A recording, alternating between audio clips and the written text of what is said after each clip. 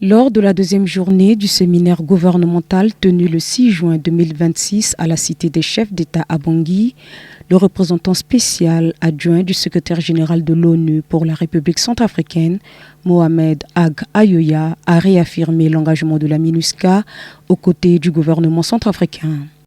Devant le Premier ministre Félix Moloua, les membres du gouvernement et les partenaires techniques et financiers, il a expliqué que l'installation de la 7e République ouvre une nouvelle phase marquée par la consolidation des acquis, la reconfiguration de la MINUSCA et la planification conjointe du transfert progressif de certaines responsabilités aux autorités nationales.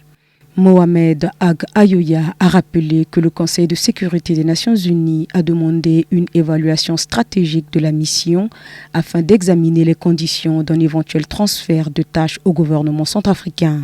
Les conclusions de ce processus seront intégrées dans un rapport du secrétaire général attendu en septembre 2026.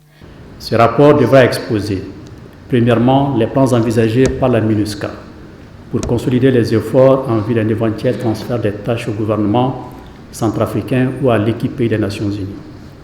Deuxièmement, les progrès réalisés par la MINUSCA pour transférer les tâches au gouvernement centrafricain ou à l'équipe des Nations Unies.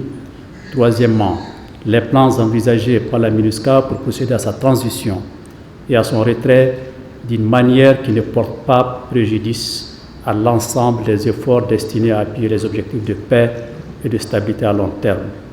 Quatrièmement, les priorités du gouvernement centrafricain ainsi que l'opportunité et la faisabilité d'un éventuel transfert de tâches.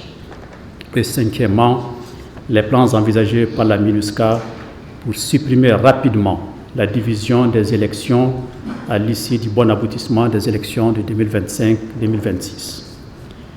Le Conseil exige néanmoins que la MINUSCA procède à cette transition puis à son retrait de manière à ne pas porter préjudice aux efforts globaux visant à soutenir les objectifs à long terme de paix et de stabilité.